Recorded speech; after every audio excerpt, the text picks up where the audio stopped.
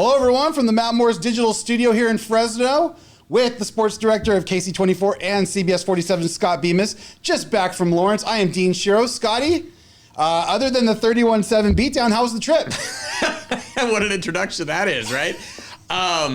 The trip was fun. I mean, if it's fun and there's a lot of work being done, I guess is the best way to describe it. I mean, I've never been to the state of Kansas before. Flew into Kansas City, did a couple stand-ups, work term there in front of in Arrowhead. the stadium. That was pretty cool. Saw that. Yep. I did one in front of Arrowhead Stadium on Thursday, in fact, before driving out to Lawrence, which is like 50 miles west of Kansas City.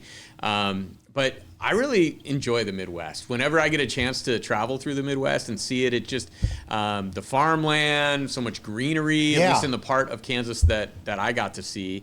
And, sometimes taking the side roads is like a little more fun than the highways. Yeah. Because you get to see those small towns and the farms and things like that. But yeah, then seeing what Kansas University is doing with regards to their football program. I mean, this is a blueprint for what Fresno State needs to do.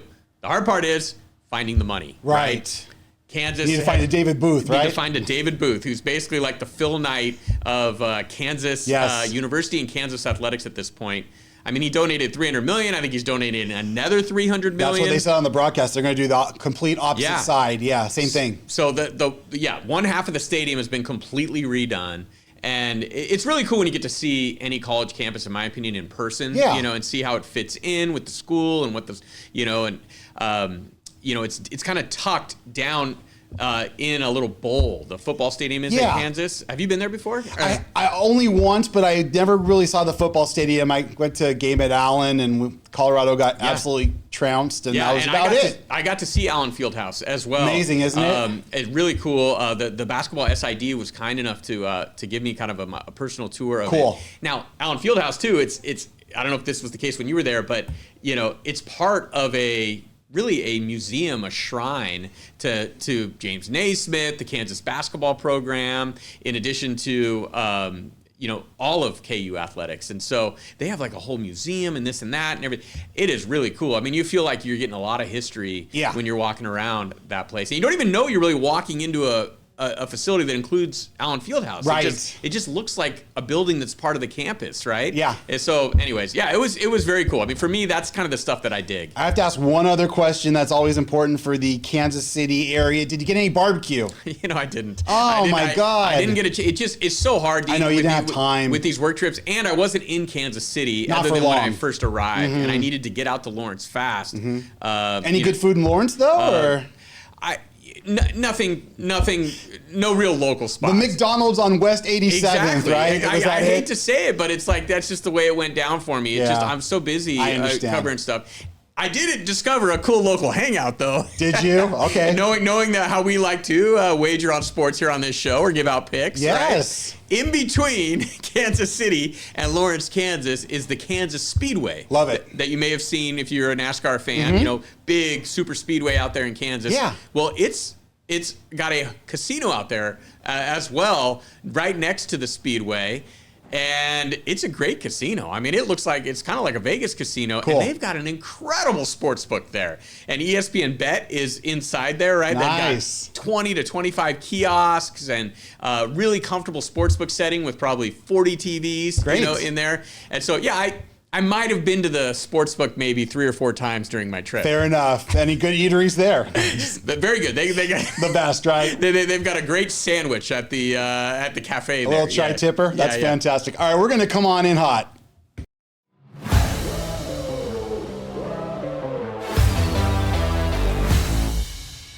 All right, Scotty. Well, I'm going to come in hot on this Fresno State game. I just have to. After all the talk, all the pomp and circumstance, the lack of the running game was just absolutely brutal for me. Now, I know it's week 1. I know there's a lot of work to be done. I wasn't expecting, amazing things, but Donaldson, 11 carries, 34 yards. Ramirez, 3 carries, 11 yards. Luke, 7 carries, 11 yards. Gilliam, 2 carries, 3 yards. You take the sacks out, it's 25 carries for 50 yards total for the entire game. Not what I think Matt Entz probably wanted, huh? No, not at all. I mean, I think you have to put this into context as well, though. Hey, it's disappointing. I know it is. You would love to see Fresno State come out and be able to pound the football a little better. But let's be honest about what's going on here. This is a group of 5 program going on the road to battle a Big 12 opponent. Sure, it's Kansas, who historically doesn't have a great football program. But with the investment that's been coming in to that program, we talked about it with the stadium, they're on the rise right now. And that's one takeaway that I left Kansas with, is that look out for the Jayhawks maybe this year and into the future with the kind of investment that's going into that program. And it's very hard, unless you have an elite offensive line, for a group of 5 program to go into, I would call Kansas this year probably, at least an above average FBS program, and impose your will, right? It's going to be difficult. I think we'll see as the season goes along, the running game will improve, but Fresno State has not had an elite offensive line, and they're switching over to a new style here. A lot of newness there, right? And, even if you've got good running backs, you need room to operate. Yeah. I will say after that first drive, the hopes were super high at that point, I felt like they mixed the run and the pass very well in that first drive. They got San Joaquin Memorial Brandon Ramirez involved, Donaldson with a big play, and it was a dump out, but he had to run a lot of it too, So when I look at that first drive, yes, you're right. Like, as they got a little closer to the goal line, they finished off the drive nicely. I liked the play call to Ramirez, and they powered their way into the end zone with Gilliam, which was nice, was good to see. But if you really look at it, it was 3rd and long, and Warner was under pressure, and it was kind of like he kind of swung it out right to Donaldson, which turned out to be a great play. And you need those plays sometimes, but that drive could have ended right there, right? And so, look, it's going to be a work in progress a little bit, I think, for this Fresno State team. Now, hopefully the defense can step up a little bit and keep them in game so that, they can really focus more on the running game and kind of playing ball control, maybe a little bit more low scoring, as the season goes along, and just kind of win with defense, good special teams, and taking care of the ball. When they fall behind like this, it's a problem. Yeah. Well, let's talk about E.J. Warner really quick. When we did the show on Thursday, we showed a clip of your interview with Kurt Warner, which was a really, really great get, talking about E.J. and this upcoming season and that game at Kansas. How do you feel like E.J. did in week 1? We know he had the 2 interceptions, but otherwise, what do you think? I would just say average to below average because of the turnovers. He had, based on the first half, until that late interception, I would have given him a B+ for the first half. He looked good. He looked comfortable. Made a couple tough throws. But after throwing that interception late in the first half, where he's getting pressured, like pretty much all game, right? True. And it's 3rd and long. I heard Matt Entz, say something today. They were in 3rd and 4+ 12 times. Right. In this game, right? Yeah. They still converted on 50% of their third downs, which, I was surprised to learn. Yeah, he did make some really, really good throws. Yeah, he made some good throws, but you just can't make that big mistake. Now, I can see why they happen, right, team? Because you're falling behind, to a Power 4 program in their house, right? And you kind of feel like, gosh, I need to score on this drive. I need to make something happen, right? And then you compound the error. Yeah, I agree completely there. Just a bad decision, you could tell he was kind of rushed and a little flustered and just kind of threw it up there. But yeah, it was kind of a killer. Second half, I thought defensively they played a lot better. The game was kind of out of reach, but something to build on because we got Georgia Southern this week at home, the home opener, 6:30 Saturday night. So one more thought on the turnovers real quick is that first one came on 3rd and long, right? Okay, so like he's trying to make something happen there. The second one, that tip pass, right, really was a good throw that went in and out of the hands of a diving, I think, Josiah Freeman. Yes. And ended up in the defensive back's hands. Completely. Right? Yeah. And then the fumble also was 3rd and long. Again, opening possession of the second half, they're down 17. He's trying to make something happen, right? But he's got to tuck that ball. He does. And so, but nilly loosey-goosey. But when you're I would say, on paper at least, not a huge big play offense, it seems like, at this point, right? You don't necessarily have any game breakers on the perimeter, right? You're feeling pressure to score on that drive tremendously. No doubt, he's got to take better care of the ball. But I'm going to wait and see on E.J. Warner until we after this Saturday's game, at Valley Children's Stadium against an opponent that's more in Fresno State's peer group, a good group of 5 team, yes. In Georgia Southern, yes. And see how EJ looks and how the team looks before I judge him too harshly on the Kansas performance. Same here. I think hopefully this week and getting the running game maybe a little bit more going this week. So let's get into your coming in hot take. We want to get to the PGA Tour Championship. Congratulations to Tommy Fleetwood for finally getting it done. How about that? Tommy Fleetwood. I mean, seriously, a couple of three-stroke leads. He had one hole where he bogeyed and it got a little tight with him and Cantlay, but with Scheffler kind of falling, kind of very uncharacteristic of Scheffler, going OB on the first hole. I know you were probably busy and traveling, but... Well, I mean, I was following it. Here's the funny thing. On Thursday when I was at the casino, I was trying to make a bet on Tommy Fleetwood to win the tournament, but at that point in time, I didn't have the time. I couldn't figure it out. No way you were? I mean, it was probably going to be, my guess is he was, I think, 4 under it was after the first round, right? And so I just thought he's been in contention. One of these times it's going to happen for him. I didn't get the bet in. It was probably like, I'm guessing 15 to 20 to 1 probably at that point. But hey, whatever. No use crying over spilled milk. No, for sure. But LeBron James put today should be the day. He tweeted yesterday about Tommy Fleetwood. Today should be the day, but go ahead. So here's my coming in hot this week, okay? Tour Championship, right? Traditionally, top 30 players in the FedEx Cup make it to the Tour Championship. It's the final event of the FedEx Cup playoffs. Kind of a thing made up by the PGA Tour in a way to try to kind of generate interest here at the end of the year. I don't like that they've gone back to just doing it as a tournament, that the winner of the Tour Championship wins the FedEx Cup. I actually thought they were onto something with the starting strokes that they were doing the last few years. If you're not following the PGA Tour super close. So for a long time, you just qualified for the Tour Championship, and they would award a FedEx Cup winner and a Tour Championship winner, 2 separate things. It was a point system for the FedEx Cup, which was a season-long thing, right? And then recently, maybe within the last 4 or 5 years, they decided, you know what, we want the winner of the Tour Championship to also be the FedEx Cup champion, which I understand. I understand that thinking. And so what they came up with was a system where they started with starting strokes. So Scottie Scheffler, as the number one entrant, number one in the FedEx Cup heading into the Tour Championship, would start at 10 under par. The number 2 in the FedEx Cup would start at 8 under par, all the way down to even par for number 26 to 30 on the FedEx Cup. And I thought that was kind of cool because what I don't understand about this is Tommy Fleetwood, a great player. Congratulations to him for winning the Tour Championship, but he shouldn't be the FedEx Cup champion. Yeah. Scottie Scheffler. Great timing for him, 10 million. Heading into that final event, he had more than twice as many FedEx Cup points as number 2, right? And then he played well in the Tour Championship. I think he finished in the top 5, I believe. To me, that's your FedEx Cup champion, right? So I have an idea to kind of merge these two together. Let's hear it. Okay, so here's my thought. Keep the starting strokes, but don't make it as wide of a difference between 10 under par and even par from 1 to 30. Okay, go like 6 or 7 under for the top guy, all the way down to even par for like 26 through 30. Then take your first 2 days and play a stroke play event, basically, first 2 rounds, almost like a qualifying stroke play event.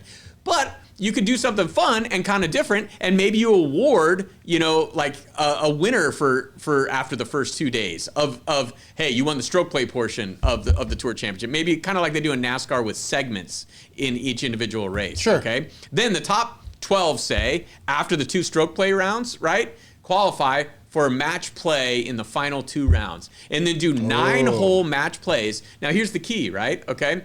And do something where the top 4 get a bye, like they do in the college football playoff, into the second round, right? Yep. And then if you are the better seed, right, after the stroke play, like if you've finished, in a better position, you start 1 up in the 9-hole match. Okay.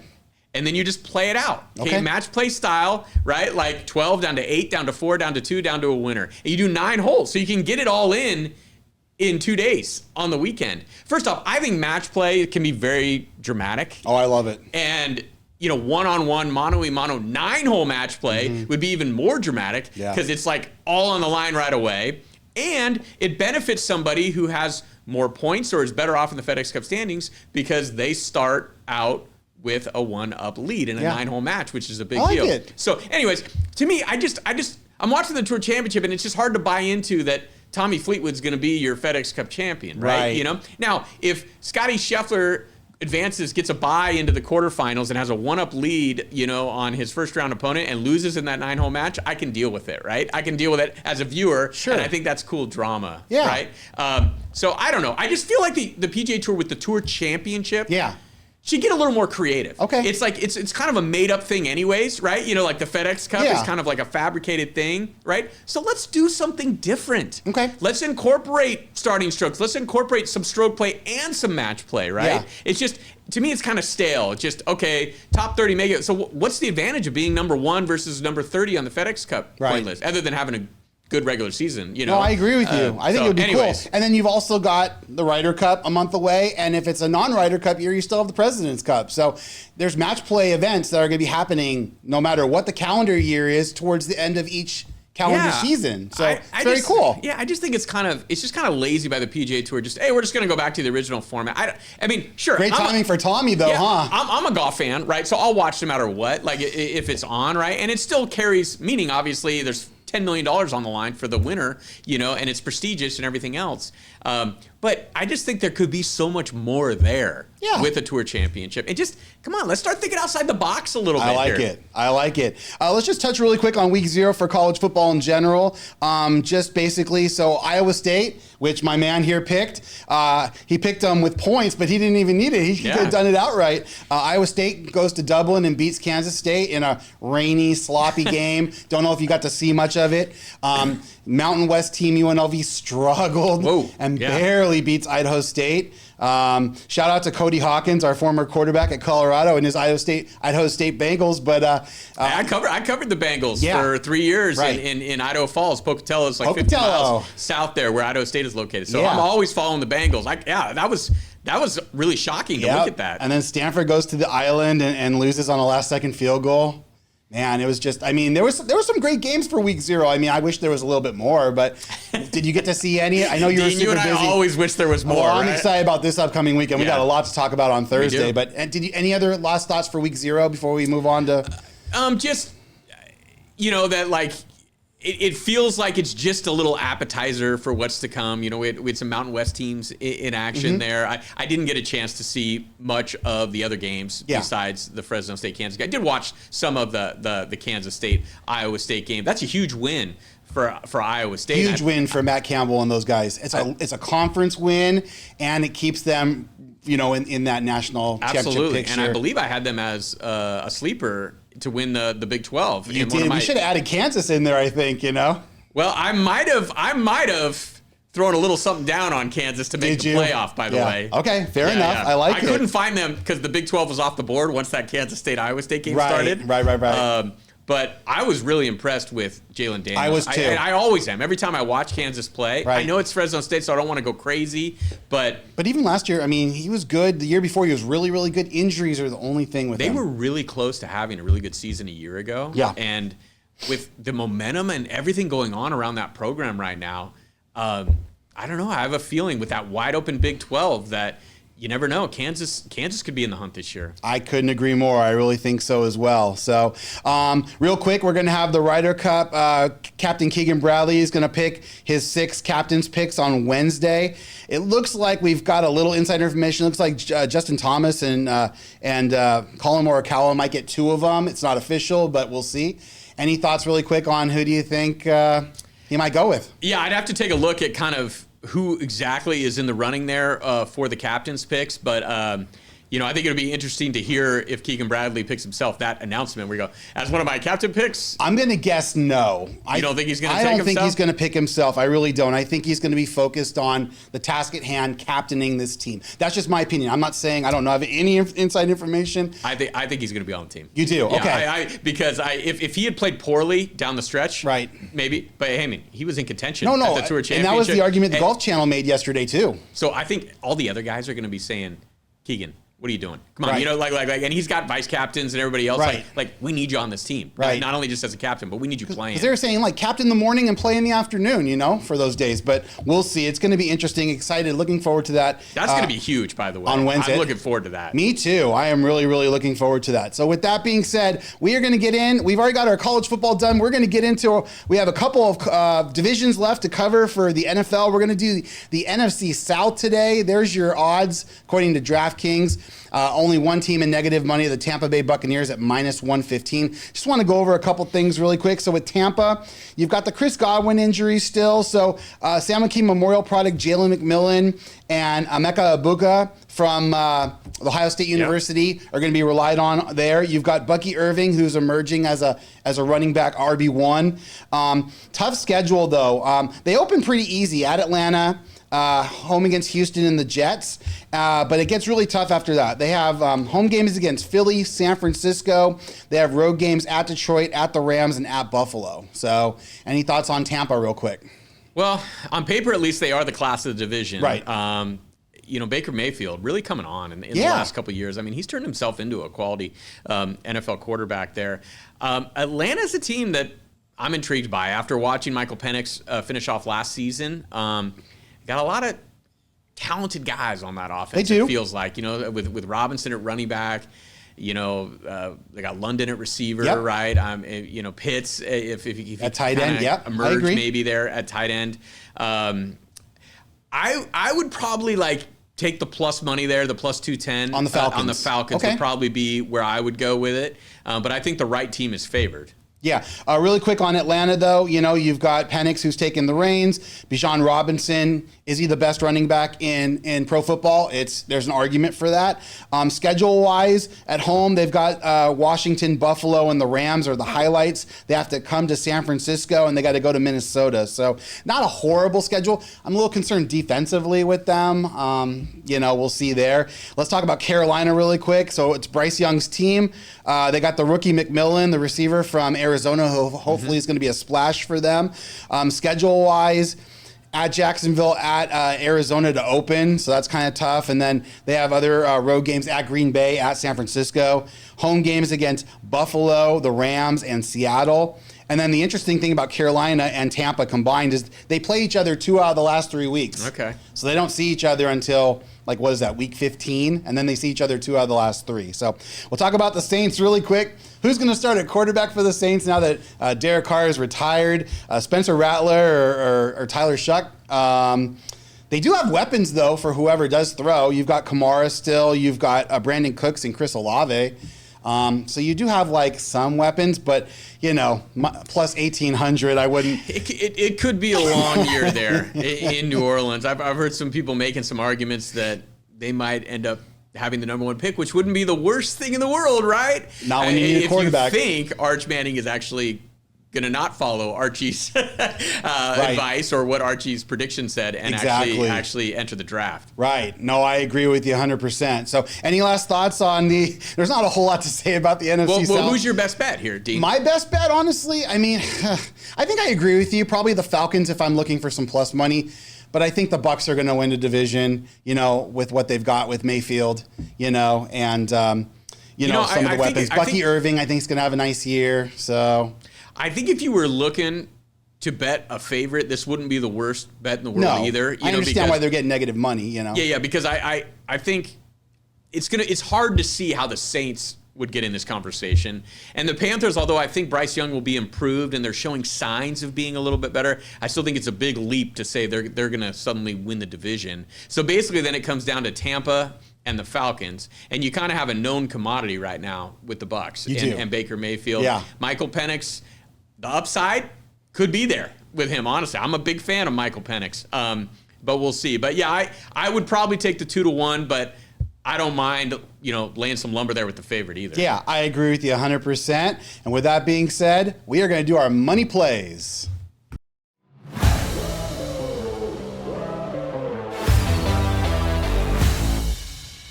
All right, Scotty, we're getting towards the end of August, and kudos to both of us. We are still well over that $1,000 mark. If I told you we were separated by 41 cents, would you believe me? Wow. 41 41 cents. But who's in the lead? You are. Oh, okay. All right. Here we go. You are. So here we go. So here's what the Beam did last week. He went 2 out of 3. Obviously, the big W. Iowa State +4 versus Kansas State. He actually probably could have taken that straight money line, gotten a little bit more. But look at that. He put a lot of money on it, and it came through. The Giants Padres, that under, unfortunately, didn't. But so, and then the Nationals hit. So, a baseball, and then your Iowa State play. Go for it. Yeah.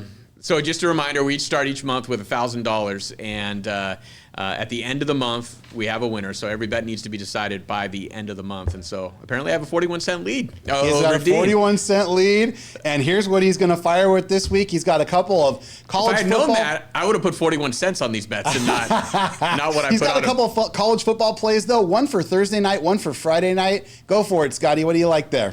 All right, yeah. So here's what I'm running with this week. I'm a fan of Buffalo in the MAC. In a previous show, when I broke down all the Group of 5 conferences besides the Mountain West, I said Buffalo might be a team to kind of keep an eye on. They've got 10 defensive starters back, right, from last year, and a bunch of guys on first-team all-conference lists and this and that, coming off a solid season a year ago. I just think 17.5 is a lot. It's a big number for Minnesota to cover, right? This is a team that's traditionally winning with the ground and pound there, Big Ten style. And I think with a good defense like Buffalo, like they have, I think they'll be able to stay in this game. And so I think, getting 17.5, that's a lot there. So I'm gonna grab the Bulls there. Okay. And then Baylor's another team that I've been hearing a lot about. There's a lot of buzz about Baylor in the Big 12 this year. And so they're hosting Auburn here, and this is a big non-conference matchup here early in the season. Big game for Auburn too. Yeah. Now the real line on this game is +2.5, right? And so I want to grab Baylor, but if I'm going to grab Baylor with the points, I want to get over that field goal margin because I think this is going to be a super tight game. Okay. Maybe decided by a field goal, at the end. They've got a really good quarterback returning for the Bears. Yeah. Robertson. Yeah, Sawyer Robertson, good running back coming back as well. Auburn, meantime, has got the transfer from Oklahoma, Jackson Arnold, who'll be making his debut. It's a former 5-star guy, so the upside is there. And there is some people who think that Auburn, under Hugh Freeze here, eventually will get it going, and maybe this is the year where there's some heat on that seat, Scott. He's on the hot seat a little bit. There's some heat. For sure. Mm-hmm. And so, anyways, I'm going to take an alternate line there with Baylor, get him at +3.5 at home, and 76 to win 50 there. All right, there we go. All right, here's what I did last week. Hit 1 out of the 6, but a lot of them are parlay stuff, so I'm just kind of shooting for it. I did hit with the aces straight, but 11.96.59 down by 41 cents. Here's where we're firing this week. I went for it again. I got a tennis play in there. I got some player props. So for baseball, really I gotta go to my sheet to be able to read this here. For baseball, I got Guardians, Orioles, Yankees tonight, just straight money line, and then I've got another money line of Brewers, Rangers, Tigers, Royals. A lot of it's due to pitchers who are going tonight. So you got Skubal going for the Tigers, and you've got DeGrom going for the Rangers, Woodward going for the Brewers. So little things like that. So a little WNBA in there. Sun Liberty under 166.5, and then Aces Sky under 165.5. Think it's the other team that really concerns me. It's not so much the Aces or the Liberty that concern me. It's more the Sun and the Sky reaching that number, so we'll see. Breanna Stewart coming back tonight, though, for the Liberty. So I got some player props in there. I won't go over all of them. You could just kind of read through them. I do have a tennis play in there, so I got for Scotty. 4 guys, hopefully, all favorites. If you put a tennis play in there, then we have to get you the pronunciations here. Karin Kacharinov. Kachanov. Thank you. Let's see, who else? Gabrielo Diallo. I'm actually not too familiar with him. And Carlos Alcaraz. Hey, you nailed the last 2. Yeah, but Alcaraz those pretty are easy one. Those are easy ones. So, and then another WNBA, and then Storm, and then I got a WNBA for tomorrow night. Storm Fever over 163, and the LA Sparks playing the Mercury at home, getting 4.5. So we will see. Scotty, any last thoughts before we got to go? Just hey, if you're playing any of these plays, Keep in mind, we're not experts, but I tell you, Dean on the WNBA has been pretty darn good. So you might want to kind of save these and maybe sprinkle a little bit of that action. Yeah, absolutely. And then, like I said, with Price Picks or Underdog and stuff, you could take those player props and you could put them in your own parlays and stuff. So we got, again, on Thursday, we're going to cover all the college football stuff going on. We got a huge week 1. You got Texas, Ohio State. I'm surprised you don't have a college football play on here yet. I will have some on Thursday. They're coming in heavy. They're coming in hot and heavy. So anyway, we're out of time. Thanks for watching. On behalf of my man Scott, I'm Dean. This has been the Beem and Dean Show.